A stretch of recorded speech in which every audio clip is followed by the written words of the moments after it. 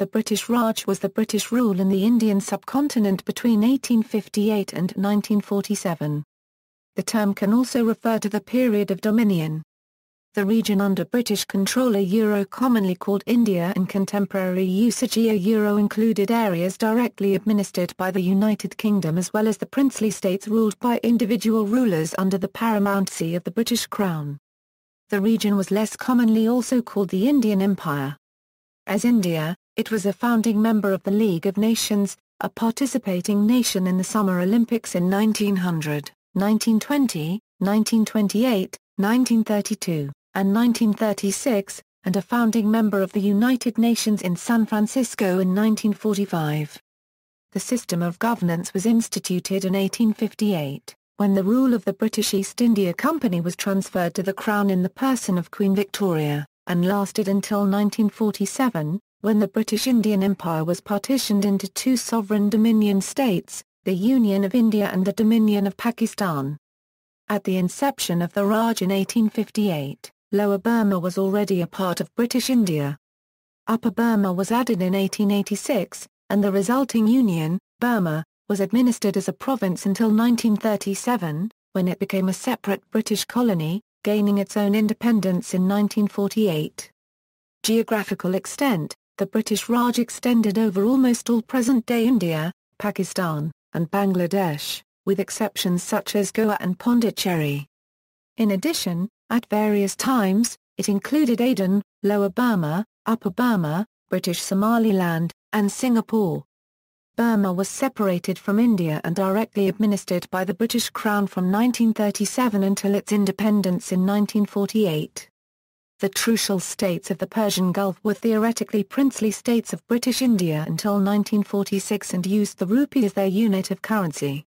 Among other countries in the region, Ceylon was ceded to Britain in 1802 under the Treaty of Amiens. Ceylon was part of Madras Presidency between 1793 and 1798. The kingdoms of Nepal and Bhutan, having fought wars with the British, subsequently signed treaties with them and were recognized by the British as independent states. The Kingdom of Sikkim was established as a princely state after the Anglo-Sikkimese Treaty of 1861. However, the issue of sovereignty was left undefined. The Maldive Islands were a British protectorate from 1887 to 1965 but not part of British India. British India and the native states. India during the British Raj was made up of two types of territory, British India and the native states. In its Interpretation Act 1889, the British Parliament adopted the following definitions. 4. The expression British India shall mean all territories and places within Her Majesty's dominions which are for the time being governed by Her Majesty through the Governor-General of India or through any governor or other officer subordinate to the Governor-General of India. 5.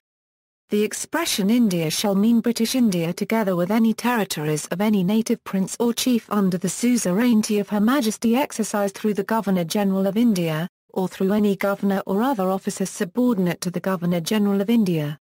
In general, the term British India had been used to refer also to the regions under the rule of the British East India Company in India from 1600 to 1858. The term has also been used to refer to the British in India. The terms Indian Empire and Empire of India were not used in legislation. The monarch was known as Empress or Emperor of India and the term was often used in Queen Victoria's Queen's speeches and prorogation speeches. The passports issued by the British Indian government had the words Indian Empire on the cover and Empire of India on the inside.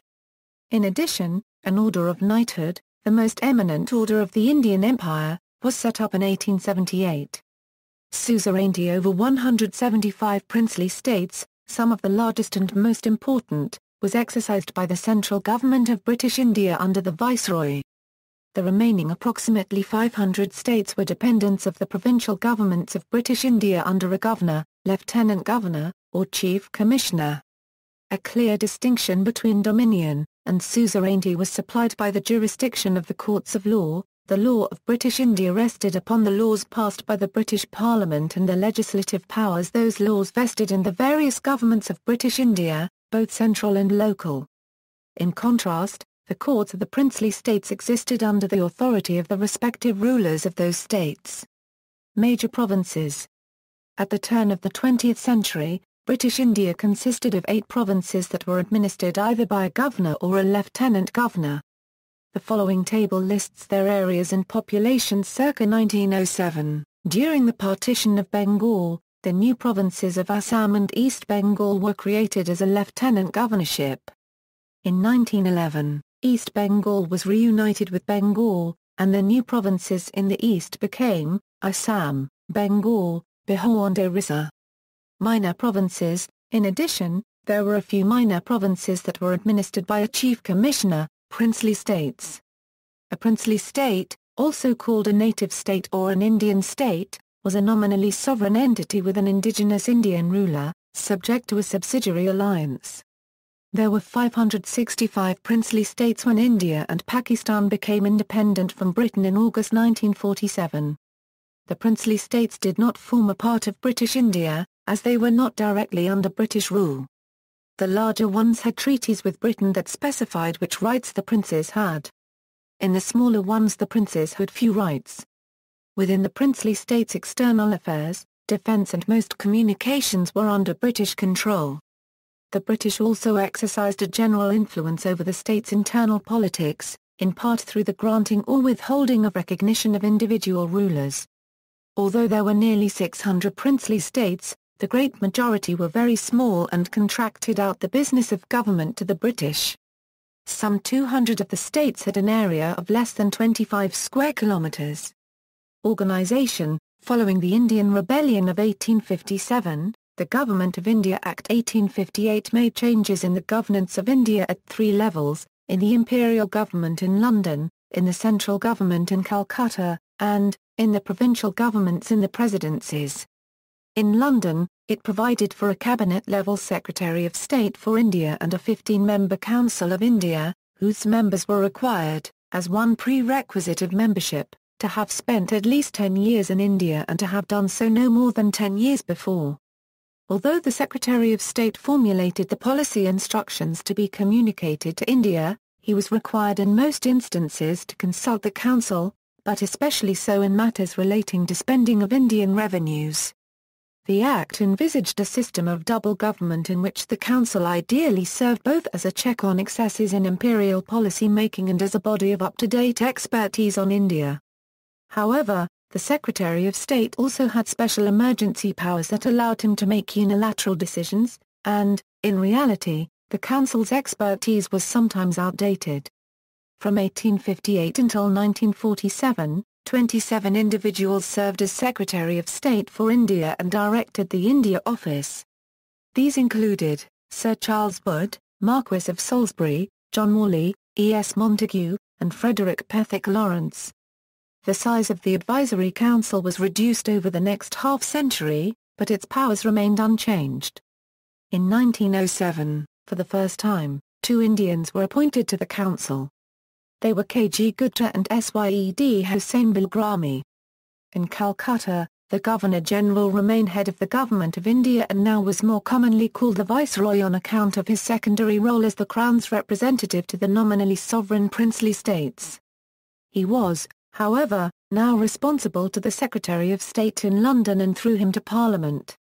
A system of double government had already been in place during the Company's rule in India from the time of Pitt's India Act of 1784. The Governor-General in the capital, Calcutta, and the Governor in a subordinate presidency was each required to consult his advisory council. Executive orders in Calcutta, for example, were issued in the name of Governor-General and Council. The Company's system of double government had its critics, since, from the time of the system's inception, there had been intermittent feuding between the Governor-General and his council. Still, the Act of 1858 made no major changes in governance.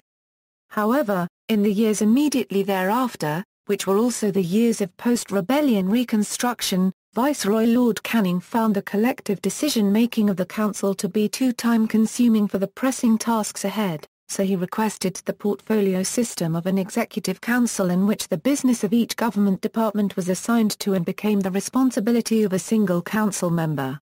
Routine departmental decisions were made exclusively by the member, but important decisions required the consent of the Governor-General and, in the absence of such consent, required discussion by the entire Executive Council. This innovation in Indian governance was promulgated in the Indian Councils Act 1861. If the Government of India needed to enact new laws, the Councils Act allowed for a legislative council, an expansion of the Executive Council by up to 12 additional members, each appointed to a 2-year term, with half the members consisting of British officials of the government and allowed to vote, and the other half, comprising Indians and domiciled Britons in India and serving only in an advisory capacity. All laws enacted by legislative councils in India, whether by the Imperial Legislative Council in Calcutta or by the provincial ones in Madras and Bombay, required the final assent of the Secretary of State in London. This prompted Sir Charles Wood, the second Secretary of State, to describe the Government of India as a despotism controlled from home. Moreover, although the appointment of Indians to the Legislative Council was a response to calls after the 1857 rebellion, most notably by Sir Syed Ahmad Khan, for more consultation with Indians, the Indians so appointed were from the landed aristocracy, often chosen for their loyalty, and far from representative. Even so, the tiny advances in the practice of representative government were intended to provide safety valves for the expression of public opinion, which had been so badly misjudged before the rebellion. Indian affairs now also came to be more closely examined in the British Parliament and more widely discussed in the British press. Viceroys, 1858–1914. Aftermath of the Rebellion of 1857, Indian critiques, British response. Although the Great Uprising of 1857 had shaken the British enterprise in India, it had not derailed it. After the rebellion, the British became more circumspect. Much thought was devoted to the causes of the rebellion, and from it 3 main lessons were drawn. At a more practical level, it was felt that there needed to be more communication and camaraderie between the British and Indians, not just between British Army officers and their Indian staff but in civilian life as well. The Indian Army was completely reorganized. Units composed of the Muslims and Brahmins of the United Provinces of Agra and Oudh, who had formed the core of the rebellion, were disbanded. New regiments, like the Sikhs and Baluchis, composed of Indians who, in British estimation, had demonstrated steadfastness, were formed. From then on, the Indian Army was to remain unchanged in its organization until 1947. The 1861 census had revealed that the English population in India was 125,945. Of these only about 41,862 were civilians as compared with about 84,083 European officers and men of the army. In 1880, the standing Indian Army consisted of 66,000 British soldiers, 130,000 natives, and 350,000 soldiers in the princely armies. It was also felt that both the princes and the large landholders, by not joining the rebellion, had proved to be, in Lord Canning's words, breakwaters in a storm.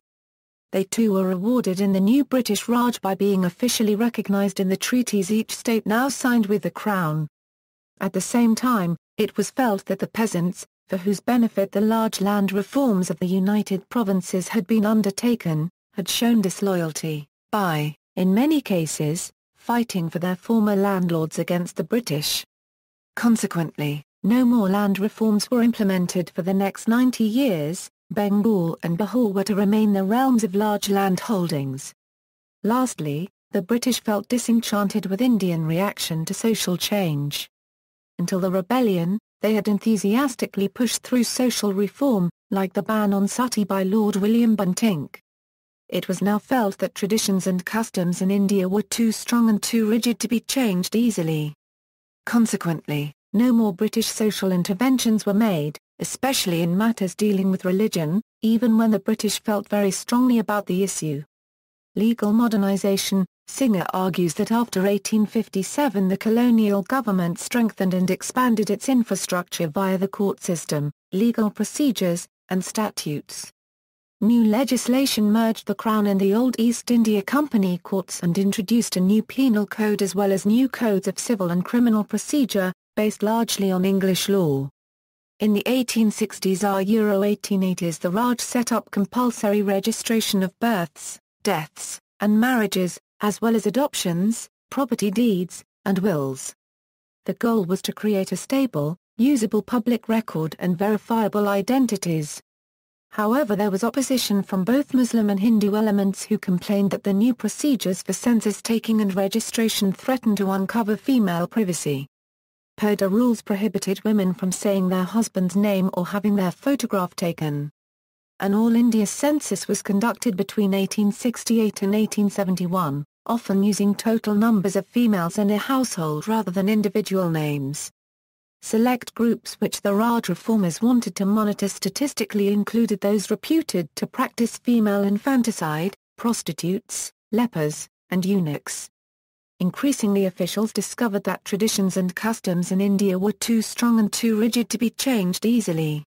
There were few new social interventions, especially not in matters dealing with religion, even when the British felt very strongly about the issue. Indeed, Murshid argues that women were in some ways more restricted by the modernization of the laws. They remained tied to the strictures of their religion, caste, and customs, but now with an overlay of British Victorian attitudes. Their inheritance rights to own and manage property were curtailed. The new English laws were somewhat harsher. Court rulings restricted the rights of second wives and their children regarding inheritance. A woman had to belong to either a father or a husband to have any rights. Education. During the time of the East India Company, Thomas Babington Macaulay had made schooling a priority for the Raj in his famous Minute of February 1835 and succeeded in implementing ideas previously put forward by Lord William Bentinck. Bentinck favoured the replacement of Persian by English as the official language, the use of English as the medium of instruction, and the training of English-speaking Indians as teachers. He was inspired by utilitarian ideas and called for useful learning. However, Bentinck's proposals were rejected by London officials. Under Macaulay, thousands of elementary and secondary schools were opened, though they usually had an all-male student body. Universities in Calcutta, Bombay, and Madras were established in 1857, just before the rebellion. By 1890 some 60,000 Indians had matriculated, chiefly in the liberal arts or law. About a third entered public administration, and another third became lawyers. The result was a very well-educated professional state bureaucracy. By 1887 of 21,000 mid-level civil service appointments, 45% were held by Hindus, 7% by Muslims, 19% by Eurasians, and 29% by Europeans. Of the 1,000 top-level positions, almost all were held by Britons, typically with an Oxbridge degree. The government, often working with local philanthropists, opened 186 universities and colleges of higher education by 1911. They enrolled 36,000 students. By 1939 the number of institutions had doubled and enrollment reached 145,000. The curriculum followed classical British standards of the sort set by Oxford and Cambridge and stressed English literature and European history. Nevertheless, by the 1920s the student bodies had become hotbeds of Indian nationalism. Economic history. The Indian economy grew at about 1% per year from 1880 to 1920, and the population also grew at 1%. The result was, on average, no long-term change in per capita income levels, though cost of living had grown higher. Agriculture was still dominant, with most peasants at the subsistence level. Extensive irrigation systems were built, providing an impetus for switching to cash crops for export and for raw materials for Indian industry, especially jute, cotton, sugarcane, coffee and tea. India's global share of GDP fell drastically from above 20% to less than 5% in the colonial period. Fact also remains that India has third world status after decolonizing, compared to the way its riches and trade attracted European and Middle Eastern invaders and traders in 18th century. Historians have been bitterly divided on issues of economic history, with the nationalist school arguing that India was poorer at the end of British rule than at the beginning and that impoverishment occurred because of the British. Industry. The entrepreneur Jamsetji Tata began his industrial career in 1877 with the Central India Spinning, Weaving, and Manufacturing Company in Bombay. While other Indian mills produced cheap coarse yarn using local short staple cotton and cheap machinery imported from Britain, Tata did much better by importing expensive longer stapled cotton from Egypt and buying more complex ring spindle machinery from the United States to spin finer yarn that could compete with imports from Britain. In the 1890s, he launched plans to move into heavy industry using Indian funding. The Raj did not provide capital, but, aware of Britain's declining position against the US and Germany in the steel industry, it wanted steel mills in India. It promised to purchase any surplus steel Tata could not otherwise sell. The Tata Iron and Steel Company, now headed by his son Dorabji Tata, opened its plant at Jamshedpur in Bihar in 1908. It used American technology, not British, and became the leading iron and steel producer in India, with 120,000 employees in 1945. TISCO became India's proud symbol of technical skill, managerial competence, entrepreneurial flair, and high pay for industrial workers. The Tata family, like most of India's big businessmen, were Indian nationalists but did not trust the Congress because it seemed too aggressively hostile to the Raj, too socialist, and too supportive of trade unions. Railways. India built a modern railway system in the late 19th century which was the fourth largest in the world. The railways at first were privately owned and operated. It was run by British administrators, engineers and craftsmen. At first, only the unskilled workers were Indians. The East India Company encouraged new railway companies backed by private investors under a scheme that would provide land and guarantee an annual return of up to 5% during the initial years of operation. The companies were to build and operate the lines under a 99-year lease, with the government having the option to buy them earlier. Two new railway companies, Great Indian Peninsular Railway and East Indian Railway, began in 1853-54 to construct and operate lines near Bombay and Calcutta. The first passenger railway line in North India between Allahabad and Kanpur opened in 1859. In 1854, Governor-General Lord Dalhousie formulated a plan to construct a network of trunk lines connecting the principal regions of India. Encouraged by the government guarantees, investment flowed in and a series of new rail companies were established, leading to rapid expansion of the rail system in India. Soon several large princely states built their own rail systems and the network spread to the regions that became the modern-day states of Assam, Rajasthan and Andhra Pradesh. The route mileage of this network increased from 1,349 kilometers in 1860 to 25,495 kilometers in 1880, mostly radiating inland from the three major port cities of Bombay, Madras, and Calcutta. Most of the railway construction was done by Indian companies supervised by British engineers. The system was heavily built, using a wide gauge, sturdy tracks and strong bridges. By 1900 India had a full range of rail services with diverse ownership and management, operating on broad, meter and narrow gauge networks. In 1900, the government took over the GIPR network, while the company continued to manage it. During the First World War, the railways were used to transport troops and grains to the ports of Bombay and Karachi en route to Britain, Mesopotamia, and East Africa. With shipments of equipment and parts from Britain curtailed, maintenance became much more difficult. Critical workers entered the army. Workshops were converted to making artillery. Some locomotives and cars were shipped to the Middle East. The railways could barely keep up with the increased demand. By the end of the war, the railways had deteriorated for lack of maintenance and were not profitable. In 1923, both GIPR and EIR were nationalized. Heydrich shows that until the 1930s, both the Raj lines and the private companies hired only European supervisors, civil engineers, and even operating personnel, such as locomotive engineers. The government stores policy required that bids on railway contracts be made to the India office in London, shutting out most Indian firms. The railway companies purchased most of their hardware and parts in Britain. There were railway maintenance workshops in India, but they were rarely allowed to manufacture or repair locomotives. TISCO Steel could not obtain orders for rails until the war emergency. The Second World War severely crippled the railways as rolling stock was diverted to the Middle East, and the railway workshops were converted into munitions workshops. After independence in 1947, 42 separate railway systems, including 32 lines owned by the former Indian princely states, were amalgamated to form a single nationalised unit named the Indian Railways. India provides an example of the British Empire pouring its money and expertise into a very well-built system designed for military reasons, with the hope that it would stimulate industry. The system was overbuilt and too expensive for the small amount of freight traffic it carried.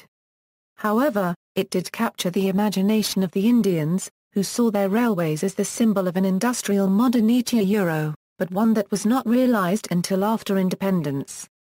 Christensen, who looked at colonial purpose, local needs, capital, service, and private versus public interests, concluded that making the railways a creature of the state hindered success because railway expenses had to go through the same time-consuming and political budgeting process as did all other state expenses. Railway costs could therefore not be tailored to the timely needs of the railways or their passengers. Policies. In the second half of the 19th century, both the direct administration of India by the British Crown and the technological change ushered in by the Industrial Revolution had the effect of closely intertwining the economies of India and Great Britain. In fact, many of the major changes in transport and communications had already begun before the mutiny. Since Dalhousie had embraced the technological revolution underway in Britain, India too saw rapid development of all those technologies. Railways, roads, canals, and bridges were rapidly built in India and telegraph links equally rapidly established in order that raw materials, such as cotton, from India's hinterland could be transported more efficiently to ports, such as Bombay, for subsequent export to England. Likewise, finished goods from England were transported back, just as efficiently, for sale in the burgeoning Indian markets. Massive railway projects were begun in earnest and government railway jobs and pensions attracted a large number of upper-caste Hindus into the civil service for the first time. The Indian civil service was prestigious and paid well, but it remained politically neutral. Imports of British cotton covered 55% of the Indian market by 1875.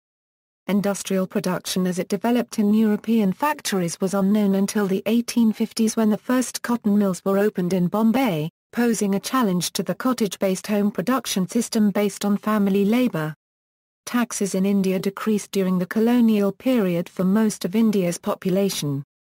With the land tax revenue claiming 15% of India's national income during Mughal times compared with 1% at the end of the colonial period. The percentage of national income for the village economy increased from 44% during Mughal times to 54% by the end of colonial period.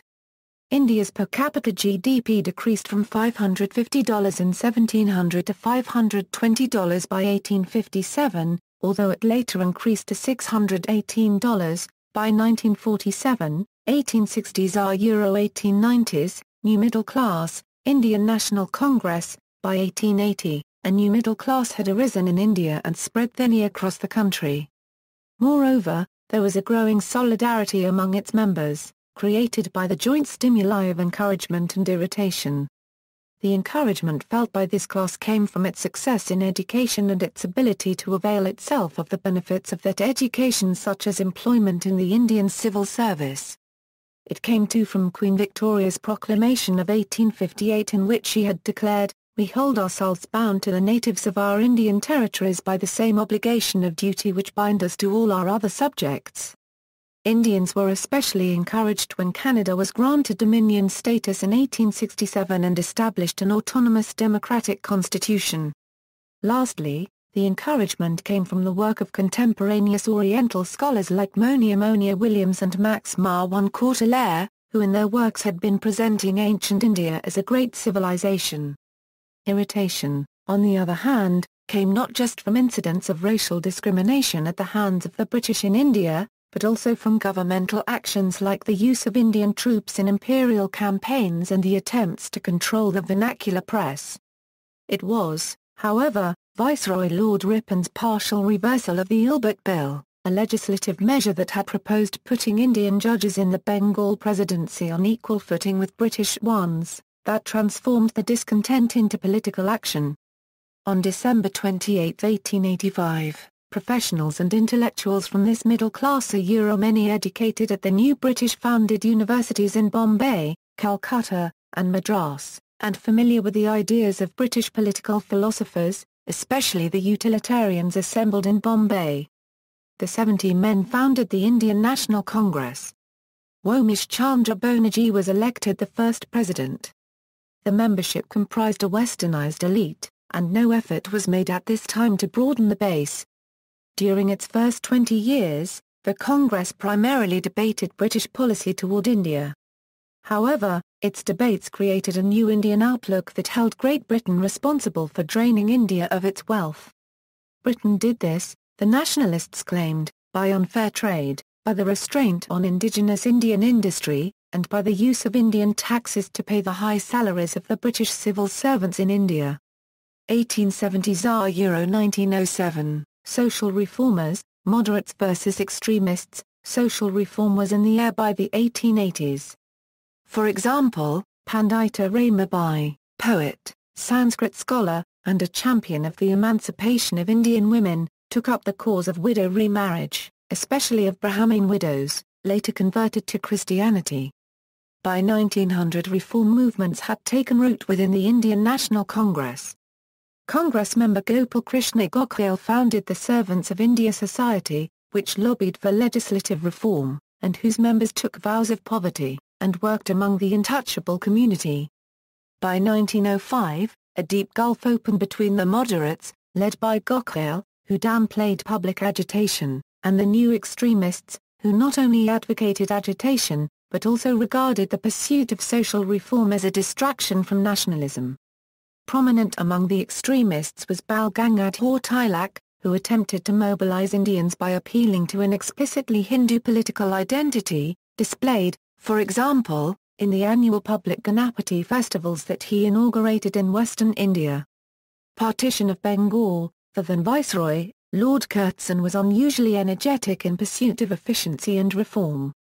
His agenda included the creation of the Northwest Frontier Province, small changes in the civil service, speeding up the operations of the Secretariat, setting up a gold standard to ensure a stable currency, creation of a railway board, irrigation reform, reduction of peasant debts, lowering the cost of telegrams, archaeological research and the preservation of antiquities, improvements in the universities, police reforms, upgrading the roles of the native states, a new commerce and industry department, promotion of industry, revised land revenue policies, lowering taxes, setting up agricultural banks, creating an agricultural department, sponsoring agricultural research, establishing an imperial library, creating an imperial cadet corps, new famine codes,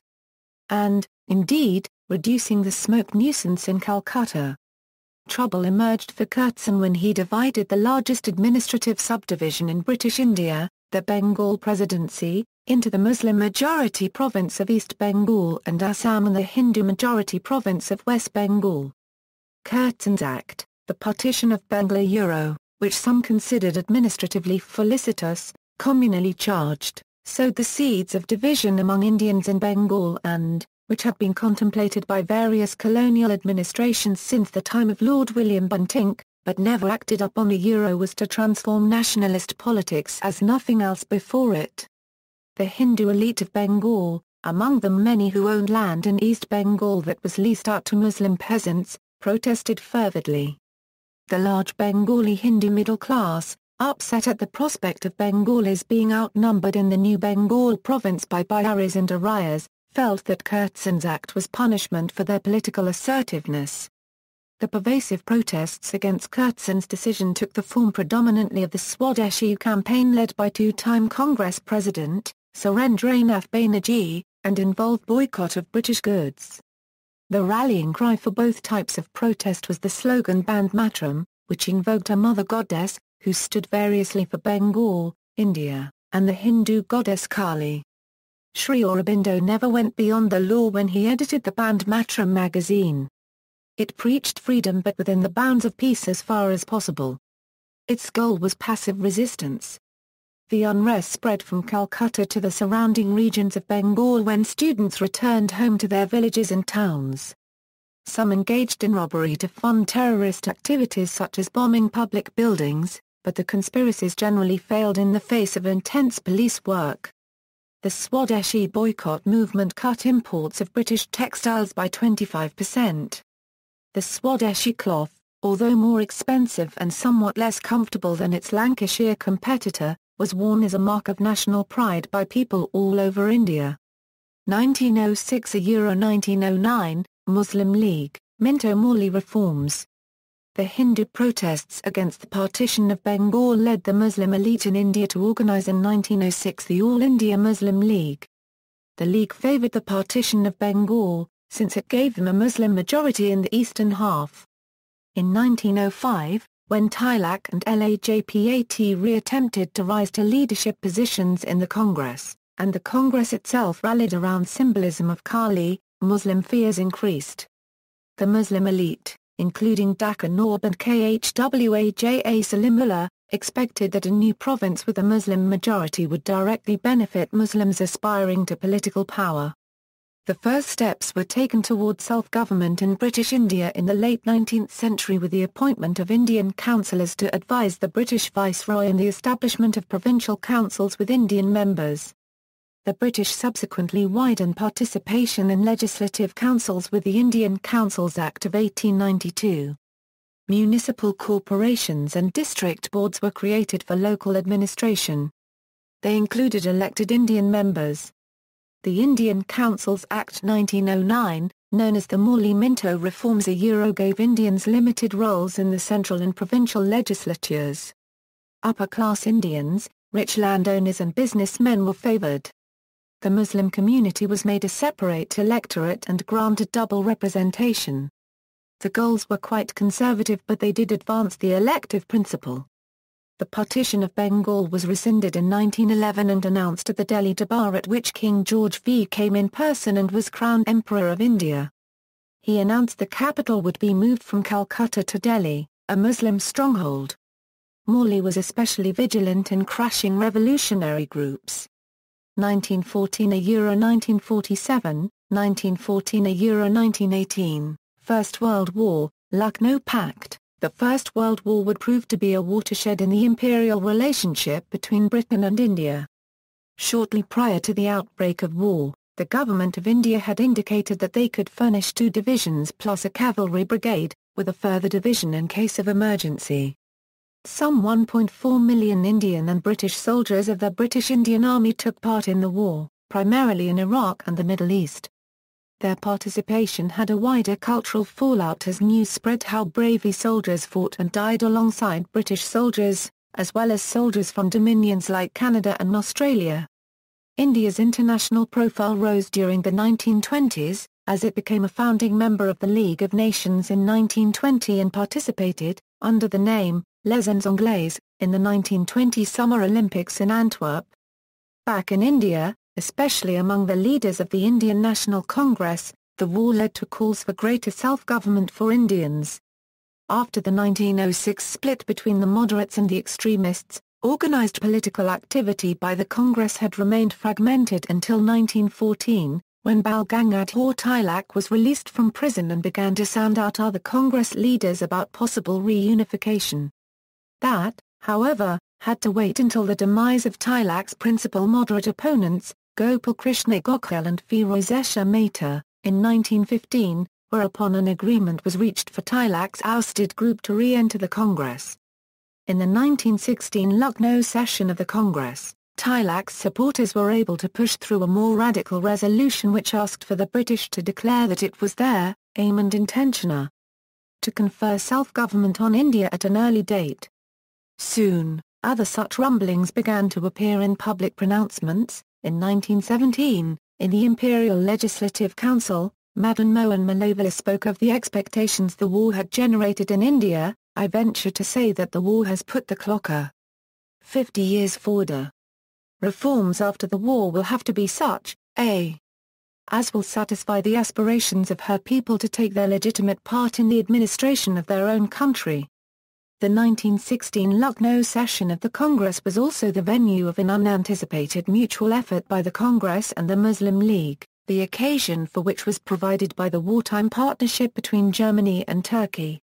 Since the Turkish Sultan, or Khalifa, had also sporadically claimed guardianship of the Islamic holy sites of Mecca, Medina, and Jerusalem, and since the British and their allies were now in conflict with Turkey, doubts began to increase among some Indian Muslims about the religious neutrality of the British, doubts that had already surfaced as a result of the reunification of Bengal in 1911, a decision that was seen as ill-disposed to Muslims. In the Lucknow Pact, the League joined the Congress in the proposal for greater self-government that was campaigned for by Tilak and his supporters. In return, the Congress accepted separate electorates for Muslims in the provincial legislatures as well as the Imperial Legislative Council. In 1916, the Muslim League had anywhere between 500 and 800 members and did not yet have its wider following among Indian Muslims of later years. In the League itself, the pact did not have unanimous backing, having largely been negotiated by a group of young party Muslims from the United Provinces, most prominently, two brothers Muhammad and Shaukat Ali, who had embraced the pan-Islamic cause. However, it did have the support of a young lawyer from Bombay, Muhammad Ali Jinnah, who was later to rise to leadership roles in both the League and the Indian independence movement. In later years, as the full ramifications of the pact unfolded, it was seen as benefiting the Muslim minority a copyright rights of provinces like UP and Bihar more than the Muslim majorities of Punjab and Bengal. Nonetheless, at the time, the Lucknow Pact was an important milestone in nationalistic agitation and was seen so by the British. During 1916, two Home Rule Leagues were founded within the Indian National Congress by Tilak and Annie Besant, respectively, to promote Home Rule among Indians, and also to elevate the stature of the founders within the Congress itself. Mrs. Besant, for her part, was also keen to demonstrate the superiority of this new form of organised agitation, which had achieved some success in the Irish Home Rule movement, to the political violence that had intermittently plagued the subcontinent during the years 1907–1914. The two leagues focused their attention on complementary geographical regions, Tilak's in western India, in the southern Bombay Presidency, and Mrs. Besant's in the rest of the country, but especially in the Madras Presidency and in regions like Sindh and Gujarat that had hitherto been considered politically dormant by the Congress.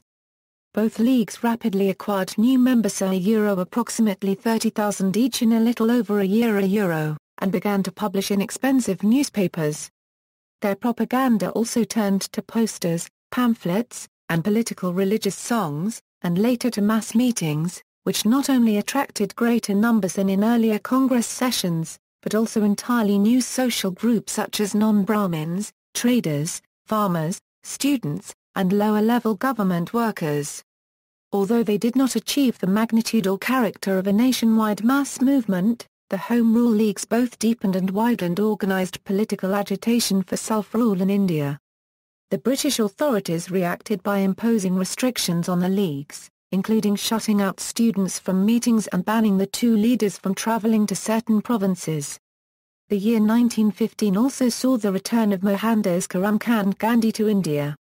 Already known in India as a result of his civil liberties protests on behalf of the Indians in South Africa, Gandhi followed the advice of his mentor Gopal Krishna Gokhale and chose not to make any public pronouncements during the first year of his return, but instead spent the year travelling, observing the country firsthand, and writing.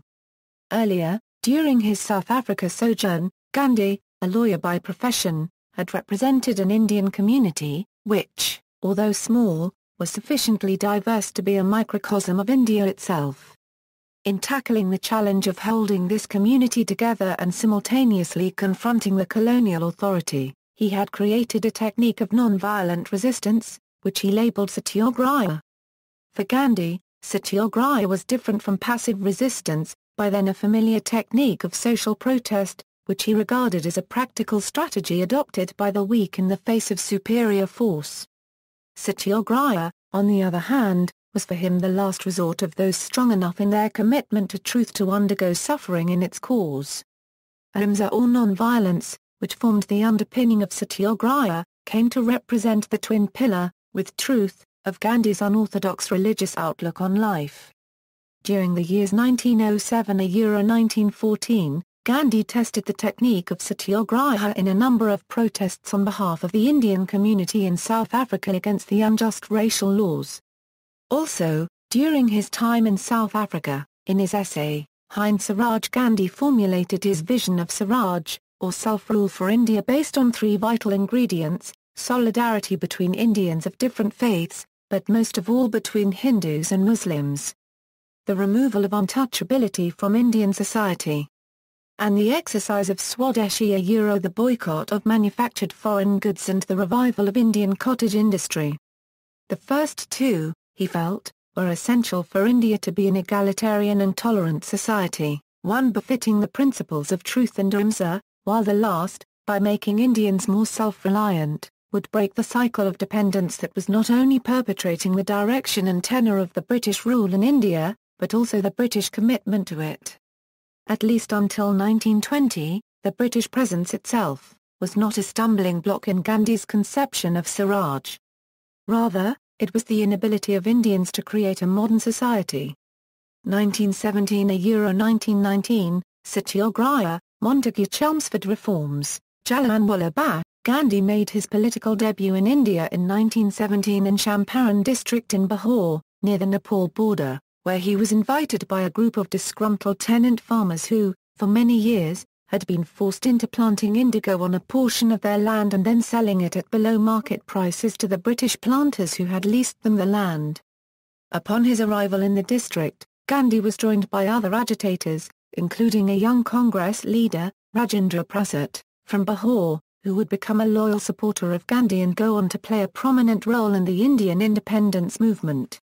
When Gandhi was ordered to leave by the local British authorities, he refused on moral grounds, setting up his refusal as a form of individual satyagraha. Soon, under pressure from the viceroy in Delhi who was anxious to maintain domestic peace during wartime, the provincial government rescinded Gandhi's expulsion order, and later agreed to an official inquiry into the case. Although, the British planters eventually gave in, they were not won over to the farmers' cause, and thereby did not produce the optimal outcome of a satyagraha that Gandhi had hoped for. Similarly, the farmers themselves, although pleased at the resolution, responded less than enthusiastically to the concurrent projects of rural empowerment and education that Gandhi had inaugurated in keeping with his ideal of Swaraj.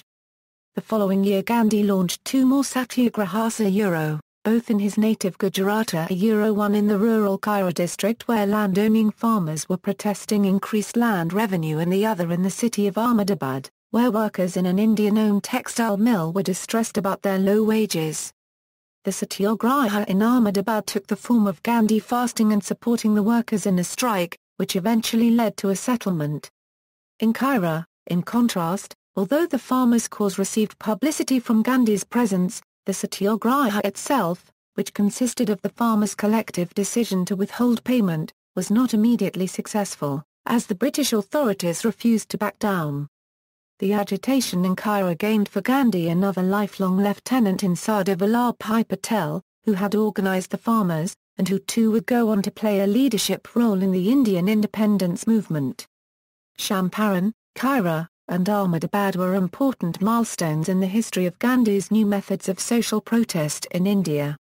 In 1916, in the face of new strength demonstrated by the nationalists with the signing of the Lucknow Pact and the founding of the Home Rule Leagues, and the realization, after the disaster in the Mesopotamian campaign, that the war would likely last longer, the new viceroy, Lord Chelmsford, cautioned that the government of India needed to be more responsive to Indian opinion.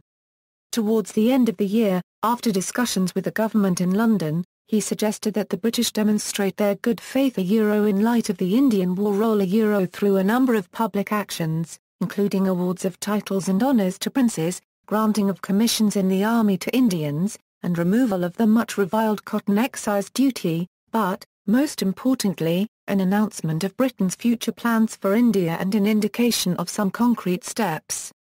After more discussion, in August 1917, the new Liberal Secretary of State for India, Edwin Montagu, announced the British aim of increasing association of Indians in every branch of the administration, and the gradual development of self-governing institutions, with a view to the progressive realisation of responsible government in India as an integral part of the British Empire. Although the plan envisioned limited self-government at first only in the provinces with India emphatically within the British Empire it represented the first British proposal for any form of representative government in a non-white colony. Earlier, at the onset of World War I, the reassignment of most of the British Army in India to Europe and Mesopotamia, had led the previous Viceroy, Lord Hardinge, to worry about the risks involved in denuding India of troops. Revolutionary violence had already been a concern in British India. Consequently, in 1915, to strengthen its powers during what it saw was a time of increased vulnerability, the Government of India passed the Defence of India Act, which allowed it to intern politically dangerous dissidents without due process, and added to the power it already had under the 1910 Press Act both to imprison journalists without trial and to censor the press. It was under the Defence of India Act that the Ali brothers were imprisoned in 1916, and Annie Besant, a European woman, and ordinarily more problematic to imprison, in 1917. Now, as constitutional reform began to be discussed in earnest, the British began to consider how new moderate Indians could be brought into the fold of constitutional politics and, simultaneously, how the hand of established constitutionalists could be strengthened. However, since the Government of India wanted to ensure against any sabotage of the reform process by extremists, and since its reform plan was devised during a time when extremist violence had ebbed as a result of increased governmental control, it also began to consider how some of its wartime powers could be extended into peacetime. Consequently, in 1917, even as Edwin Montagu announced the new constitutional reforms, a committee chaired by a British judge, Mr. S.A.T. Rowlatt, was tasked with investigating revolutionary conspiracies, with the unstated goal of extending the government's wartime powers. The Rowlatt Committee presented its report in July 1918 and identified 3 regions of conspiratorial insurgency: Bengal, the Bombay Presidency, and the Punjab. To combat subversive acts in these regions, the committee recommended that the government use emergency powers akin to its wartime authority, which included the ability to try cases of sedition by a panel of 3 judges and without juries, exaction of securities from suspects, governmental overseeing of residences of suspects, and the power for provincial governments to arrest and detain suspects in short-term detention facilities and without trial. With the end of World War I, there was also a change in the economic climate. By the end of 1919, 1.5 million Indians had served in the armed services in either combatant or non-combatant roles, and India had provided £146 million in revenue for the war. The increased taxes coupled with disruptions in both domestic and international trade had the effect of approximately doubling the index of overall prices in India between 1914 and 1920. Returning war veterans, especially in the Punjab, created a growing unemployment crisis, and post-war inflation led to food riots in Bombay, Madras, and Bengal provinces, a situation that was made only worse by the failure of the 1918-19 monsoon and by profiteering and speculation. The global influenza epidemic and the Bolshevik Revolution of 1917 added to the general jitters. The former among the population already experiencing economic woes, and the latter among government officials, fearing a similar revolution in India. To combat what it saw as a coming crisis, the government now drafted the Rowlatt Committee's recommendations into 2 Rowlatt Bills. Although the bills were authorised for legislative consideration by Edwin Montagu, they were done so unwillingly, with the accompanying declaration, "I loathe the suggestion at first sight of preserving the Defence of India Act in peacetime to such an extent as Rowlatt and his friends think necessary." In the ensuing discussion and vote in the Imperial Legislative Council, all Indian members voiced opposition to the bills. The Government of India was, nevertheless, able to use of its official majority to ensure passage of the bills early in 1919. However, what it passed, in deference to the Indian opposition, was a lesser version of the first bill, which now allowed extrajudicial powers, but for a period of exactly 3 years and for the prosecution solely of anarchical and revolutionary movements, dropping entirely the second bill involving modification the Indian Penal Code. Even so, when it was passed, the new Rowlatt Act aroused widespread indignation throughout India, and brought Gandhi to the forefront of the nationalist movement. Meanwhile, Montagu and Chelmsford themselves finally presented their report in July 1918 after a long fact-finding trip through India the previous winter. After more discussion by the government and Parliament in Britain, and another tour by the Franchise and Functions Committee for the purpose of identifying who among the Indian population could vote in future elections, the Government of India Act 1919 was passed in December 1919. The new act enlarged both the provincial and imperial legislative councils and repealed the Government of India's recourse to the official majority in unfavourable votes.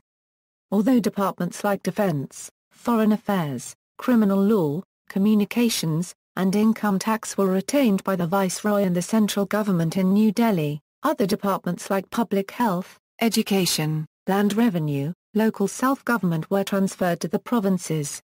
The provinces themselves were now to be administered under a new geographical system, whereby some areas like education, agriculture, infrastructure development, and local self-government became the preserve of Indian ministers and legislatures, and ultimately the Indian electorates, while others like irrigation, land revenue, police, prisons, and control of media remained within the purview of the British Governor and his Executive Council. The new act also made it easier for Indians to be admitted into the civil service in the Army Officer Corps. A greater number of Indians were now enfranchised, although, for voting at the national level, they constituted only 10% of the total adult male population, many of whom were still illiterate. In the provincial legislatures, the British continued to exercise some control by setting aside seats for special interests they considered cooperative or useful. In particular, rural candidates, generally sympathetic to British rule and less confrontational, were assigned more seats than their urban counterparts. Seats were also reserved for non-Brahmins, landowners, businessmen, and college graduates. The principle of communal representation, an integral part of the Minto-Morley reforms, and more recently of the Congress Muslim League Lucknow Pact, was reaffirmed, with seats being reserved for Muslims, Sikhs, Indian Christians, Anglo-Indians, and domiciled Europeans, in both provincial and imperial legislative councils. The Montagu-Chelmsford reforms offered Indians the most significant opportunity yet for exercising legislative power, especially at the provincial level. However, that opportunity was also restricted by the still limited number of eligible voters, by the small budgets available to provincial legislatures, and by the presence of rural and special interest seats that were seen as instruments of British control. Its scope was unsatisfactory to the Indian political leadership, famously expressed by Annie Besant as something unworthy of England to offer and India to accept. The Jallianwala Bagh massacre or Amritsar massacre, took place in the Jallianwala Bagh public garden in the predominantly Sikh northern city of Amritsar. After days of unrest, Brigadier General Reginald E. H. Dyer forbade public meetings, and on Sunday 13 April 1950 British Indian Army soldiers commanded by Dyer began shooting at an unarmed gathering of thousands of men, women, and children without warning. Casualty estimates vary widely, with the Government of India reporting 379 dead, with 1,100 wounded. The Indian National Congress estimated 3 times the number of dead. Dyer was removed from duty, but he became a celebrated hero in Britain among people with connections to the Raj. Historians consider the episode was a decisive step towards the end of British rule in India. 1920s, non-cooperation, Khilafat, Simon Commission, Jinnah's 14 points. In 1920, after the British government refused to back down, Gandhi began his campaign of non-cooperation, prompting many Indians to return British awards and honours, to resign from civil service, and to again boycott British goods. In addition, Gandhi reorganised the Congress, transforming it into a mass movement and opening its membership to even the poorest Indians. Although Gandhi halted the non-cooperation movement in 1922 after the violent incident at Chauri Chaura, the movement revived again, in the mid-1920s. The visit, in 1928, of the British Simon Commission, charged with instituting constitutional reform in India, resulted in widespread protests throughout the country. Earlier, in 1925, non-violent protests of the Congress had resumed too, this time in Gujarat, and led by Patel, who organized farmers to refuse payment of increased land taxes. The success of this protest, the Bardoli Satyagraha, brought Gandhi back into the fold of active politics. 1929–1937, Round Table Conferences, Government of India Act. At its annual session in Lahore, the Indian National Congress, under the presidency of Jawaharlal Nehru, issued a demand for Purna Swaraj, or Purna Swaraya. The declaration was drafted by the Congress Working Committee, which included Gandhi, Nehru, Patel, and Chakravarti Rajagopalachari. Gandhi subsequently led an expanded movement of civil disobedience, culminating in 1930 with the Salt Satyagraha, in which thousands of Indians defied the tax on salt, by marching to the sea and making their own salt by evaporating seawater. Although many, including Gandhi, were arrested, the British government eventually gave in, and in 1931 Gandhi travelled to London to negotiate new reform at the Round Table Conferences. In local terms, British control rested on the Indian civil service, but it faced growing difficulties. Fewer and fewer young men in Britain were interested in joining, and the continuing distrust of Indians resulted in a declining base in terms of quality and quantity. By 1945 Indians were numerically dominant in the ICS and at issue was loyal divided between the Empire and independence. The finances of the Raj depended on land taxes, and these became problematic in the 1930s. Epstein argues that after 1919 it became harder and harder to collect the land revenue. The Raj's suppression of civil disobedience after 1934 temporarily increased the power of the revenue agents, but after 1937 they were forced by the new Congress-controlled provincial governments to hand back confiscated land. Again the outbreak of war strengthened them. In the face of the Quit India movement the revenue collectors had to rely on military force, and by 1946 €47 direct British control was rapidly disappearing in much of the countryside. In 1935, after the Round Table Conferences, Parliament passed the Government of India Act 1935, which authorised the establishment of independent legislative assemblies in all provinces of British India, the creation of a central government incorporating both the British provinces and the princely states, and the protection of Muslim minorities. The future constitution of independent India was based on this act. However, it divided the electorate into 19 religious and social categories, for example, Muslims, Sikhs, Indian Christians, depressed classes, landholders, commerce and industry, Europeans, Anglo-Indians, etc., each of which was given separate representation in the provincial legislative assemblies. A voter could cast a vote only for candidates in his own category. The 1935 Act provided for more autonomy for Indian provinces, with the goal of cooling off nationalist sentiment. The Act provided for a national parliament and an executive branch under the purview of the British government, but the rulers of the princely states managed to block its implementation. These states remained under the full control of their hereditary rulers, with no popular government. To prepare for elections Congress built up its grassroots membership from 473,000 in 1935 to 4.5 million in 1939. In the 1937 elections Congress won victories in 7 of the 11 provinces of British India. Congress governments, with wide powers, were formed in these provinces. The widespread voter support for the Indian National Congress surprised Raj officials, who previously had seen the Congress as a small elitist body. 1938–1941, World War II, Muslim League's Lahore Resolution. While the Muslim League was a small elite group in 1927 with only 1,300 members, it grew rapidly once it became an organization that reached out to the masses, reaching 500,000 members in Bengal in 1944. 200,000 in Punjab, and hundreds of thousands elsewhere. Jinnah now was well positioned to negotiate with the British from a position of power. With the outbreak of World War II in 1939, the Viceroy, Lord Linlithgow, declared war on India's behalf without consulting Indian leaders, leading the Congress provincial ministries to resign in protest. The Muslim League, in contrast, supported Britain in the war effort and maintained its control of the government in three major provinces, Bengal, Sindh and the Punjab. Jinnah repeatedly warned that Muslims would be unfairly treated in an independent India dominated by the Congress. On March 24, 1940 in Lahore, the League passed the Lahore Resolution, demanding that, the areas in which the Muslims are numerically in majority as in the northwestern and eastern zones of India should be grouped to constitute independent states in which the constituent units shall be autonomous and sovereign.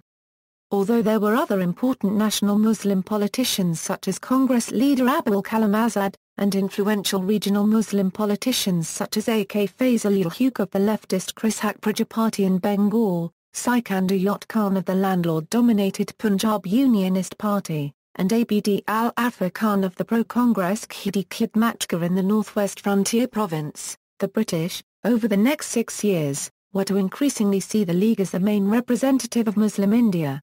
The Congress was secular and strongly opposed having any religious state.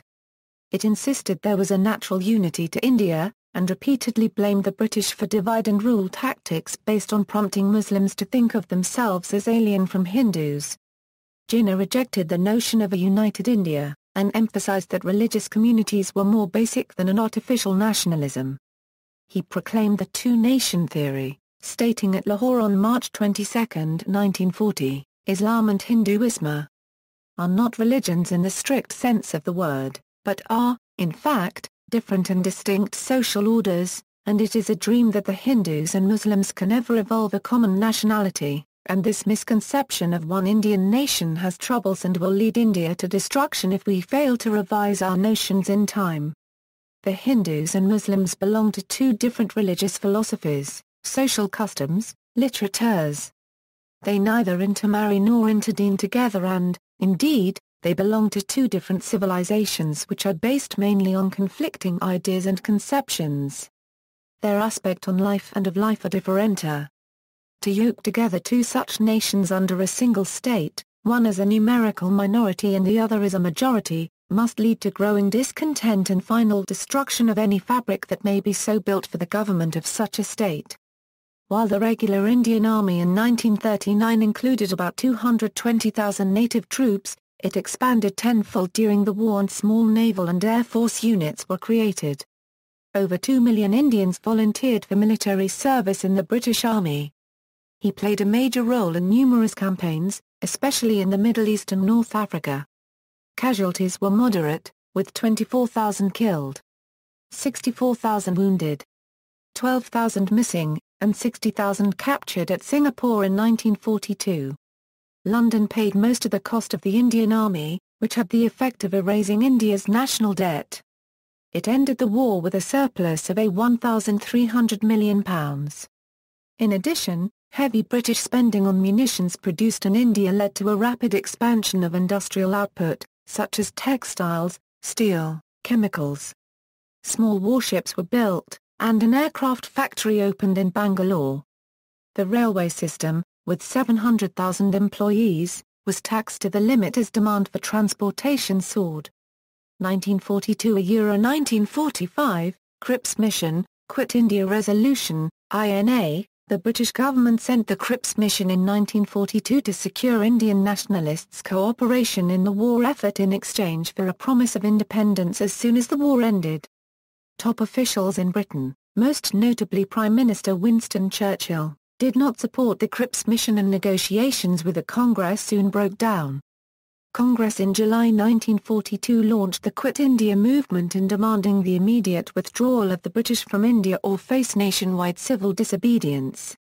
On August 8 the Raj arrested all national, provincial and local Congress leaders, holding tens of thousands of them until 1945. The country erupted in violent demonstrations led by students and later by peasant political groups, especially in eastern United Provinces, Bihar, and western Bengal. The large wartime British Army presence crushed the movement in a little more than 6 weeks. Nonetheless, a portion of the movement formed for a time an underground provisional government on the border with Nepal. In other parts of India, the movement was less spontaneous and the protest less intensive, however it lasted sporadically into the summer of 1943. It did not slow down the British war effort or recruiting for the army. Earlier, Subhas Chandra Bose, who had been a leader of the younger, radical, wing of the Indian National Congress in the late 1920s and 1930s, had risen to become Congress president from 1938 to 1939. However, he was ousted from the Congress in 1939 following differences with the High Command, and subsequently placed under house arrest by the British before escaping from India in early 1941. He turned to Nazi Germany and Imperial Japan for help in gaining India's independence by force. With Japanese support, he organized the Indian National Army, composed largely of Indian soldiers of the British Indian Army who had been captured in the Battle of Singapore by the Japanese. As the war turned against them, the Japanese came to support a number of puppet and provisional governments in the captured regions, including those in Burma, the Philippines and Vietnam, and in addition, the provisional government of Azad Hind, presided by Bose. Bose's effort, however, was short-lived. In 1945 the British Army first halted and then reversed the Japanese Yugo offensive, beginning the successful part of the Burma campaign.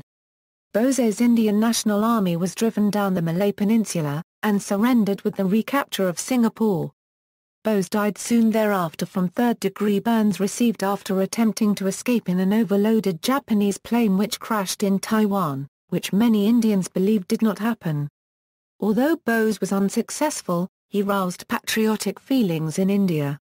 1946, elections, cabinet mission, direct action day. In January 1946, a number of mutinies broke out in the armed services, starting with that of RAF servicemen frustrated with their slow repatriation to Britain. The mutinies came to a head with mutiny of the Royal Indian Navy in Bombay in February 1946, followed by others in Calcutta, Madras, and Karachi. Although the mutinies were rapidly suppressed, they had the effect of spurring the new Labour government in Britain to action, and leading to the cabinet mission to India led by the Secretary of State for India, Lord Pethick Lawrence, and including Sir Stafford Cripps, who had visited 4 years before. Also in early 1946, new elections were called in India.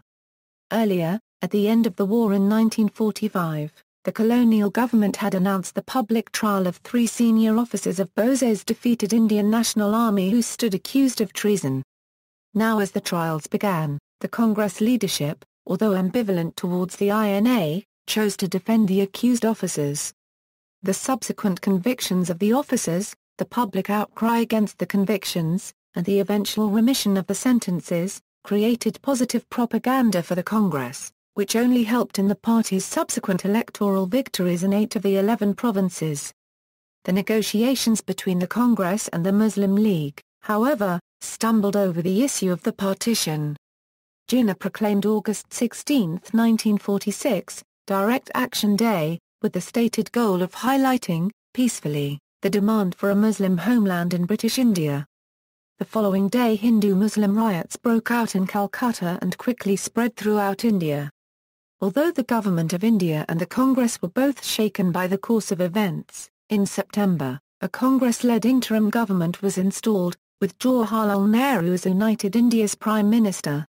1947, planning for partition. Later that year, the Labour government in Britain, its exchequer exhausted by the recently concluded World War II, and conscious that it had neither the mandate at home, the international support, nor the reliability of native forces for continuing to control an increasingly restless India, decided to end British rule of India, and in early 1947 Britain announced its intention of transferring power no later than June 1948. As independence approached, the violence between Hindus and Muslims in the provinces of Punjab and Bengal continued unabated. With the British Army unprepared for the potential for increased violence, the new Viceroy, Louis Mountbatten, advanced the date for the transfer of power, allowing less than 6 months for a mutually agreed plan for independence. In June 1947, the nationalist leaders, including Sardar Patel, Nehru and Abul Kalam Azad on behalf of the Congress, Jinnah representing the Muslim League, B. R. Ambedkar representing the untouchable community, and Master Tara Singh representing the Sikhs, agreed to a partition of the country along religious lines in stark opposition to Gandhi's views. The predominantly Hindu and Sikh areas were assigned to the new India and predominantly Muslim areas to the new nation of Pakistan. The plan included a partition of the Muslim-majority provinces of Punjab and Bengal.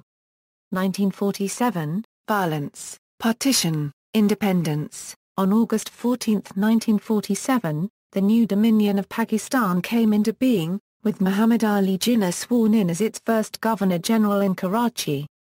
The following day, August 15, 1947, India, now a smaller Union of India, became an independent country with official ceremonies taking place in New Delhi and Jawaharlal Nehru assuming the office of the Prime Minister, and the Viceroy, Louis Mountbatten, staying on as its first Governor-General. The great majority of Indians remained in place with independence, but in border areas millions of people relocated across the newly drawn borders. In Punjab, where the new border lines divided the Sikh regions in half, there was much bloodshed. In Bengal and Bihar, where Gandhi's presence assuaged communal tempers, the violence was more limited. In all, somewhere between 250,000 and 500,000 people on both sides of the new borders, among both the refugee and resident populations of the three faiths, died in the violence. Other estimates of the number of deaths are as high as 1,500,000. 2. Ideological impact. At independence and since India has maintained such central British institutions as parliamentary government, one person, one vote and the rule of law through non-partisan courts. They retained as well the institutional arrangements of the Raj such as district administration, universities and stock exchanges. One major change was the rejection of separate princely states. Metcalfe shows that over the course of 2 centuries, British intellectuals and Indian specialists made the highest priority bringing peace, unity and good government to India. They offered many competing methods to reach the goal. For example, Cornwallis recommended turning Bengali zamindar into the sort of English landlords that controlled local affairs in England. Monroe proposed to deal directly with the peasants. Sir William Jones and the Orientalists promoted Sanskrit, while Macaulay promoted the English language. Zinkin argues that in the long run, what matters most about the legacy of the Raj is the British political ideologies which the Indians took over after 1947, especially the belief in unity, democracy, the rule of law and a certain equality beyond caste and creed. Zinkin sees this not just in the Congress Party but also among Hindu nationalists and the Bharatiya Janata Party, which specifically emphasizes Hindu traditions. Economic impact. In 1780, the conservative British politician Edmund Burke raised the issue of India's position. He vehemently attacked the East India Company, claiming that Warren Hastings and other top officials had ruined the Indian economy and society. Indian historian Rajat Kanta Ray continues this line of attack, saying the new economy brought by the British in the 18th century was a form of plunder, and a catastrophe for the traditional economy of Mughal India. Ray accuses the British of depleting the food and money stocks and of imposing high taxes that helped cause the terrible Bengal famine of 1770, which killed a third of the people of Bengal. P.J. Marshall shows that recent scholarship has reinterpreted the view that the prosperity of the formerly benign Mughal rule gave way to poverty and anarchy. He argues the British takeover did not make any sharp break with the past, which largely delegated control to regional Mughal rulers and sustained a generally prosperous economy for the rest of the 18th century. Marshall notes the British went into partnership with Indian bankers and raised revenue through local tax administrators and kept the old Mughal rates of taxation. Instead of the Indian nationalist account of the British as alien aggressors, seizing power by brute force and impoverishing all of India, Marshall presents the interpretation that the British were not in full control but instead were players in what was primarily an Indian play and in which their rise to power depended upon excellent cooperation with Indian elites. Marshall admits that much of his interpretation is still highly controversial among many historians. famines, epidemics, public health. According to Angus Maddison, the British contributed to public health by introducing smallpox vaccination, establishing Western medicine and training modern doctors, by killing rats, and establishing quarantine procedures. As a result, the death rate fell and the population of India grew by 1947 to more than 2.5 times its size in 1757. During the British Raj, India experienced some of the worst famines ever recorded, including the Great Famine of 1876–1878, in which 6.1 million to 10.3 million people died, and the Indian Famine of 1899–1900, in which 1.25 to 10 million people died. Recent research, including work by Mike Davis and Amartya Sen, attributes most of the effects of these famines to British policy in India. An El Niño +or-O event caused the Indian Famine of 1876–1878. Having been criticised for the badly bungled relief effort during the Orissa Famine of 1866, British authorities began to discuss famine policy soon afterwards, and in early 1868 Sir William Muir, Lieutenant Governor of the Northwestern Provinces, issued a famous order stating that every district officer would be held personally responsible that no deaths occurred from starvation which could have been avoided by any exertion or arrangement on his part or that of his subordinates. The first cholera pandemic began in Bengal, then spread across India by 1820. 10,000 British troops and countless Indians died during this pandemic. Estimated deaths in India between 1817 and 1860 exceeded 15 million persons. Another 23 million died between 1865 and 1917. The third pandemic of plague started in China in the middle of the 19th century, spreading disease to all inhabited continents and killing 10 million people in India alone. Waldemar Haffkine, who mainly worked in India, became the first microbiologist to develop and deploy vaccines against cholera and bubonic plague. In 1925 the plague laboratory in Bombay was renamed the Haffkine Institute. Fevers ranked as one of the leading causes of death in India in the 19th century. Britain's Sir Ronald Ross, working in the Presidency General Hospital in Calcutta, finally proved in 1898 that mosquitoes transmit malaria, while on assignment in the Deccan at Secunderabad, where the Centre for Tropical and Communicable Diseases is now named in his honour. In 1881, around 120,000 leprosy patients existed in India. The central government passed the Lepers Act of 1898, which provided legal provision for forcible confinement of leprosy sufferers in India. Under the direction of Mount Stuart Elphinstone, a program was launched to propagate smallpox vaccination. Mass vaccination in India resulted in a major decline in smallpox mortality by the end of the 19th century. In 1849 nearly 13% of all Calcutta deaths were due to smallpox. Between 1868 and 1907, there were approximately 4.7 million deaths from smallpox. Sir Robert Grant directed his attention to establishing a systematic institution in Bombay for imparting medical knowledge to the natives. In 1860, Grant Medical College became one of the 4 recognised colleges for teaching courses leading to degrees. See also: List of Governors-General of India, Company rule in India, Indian independence movement, imperialism in Asia, racism in British India. Notes. Further reading, surveys. Specialised topics. Economic history. Gazetteers, statistics and primary sources.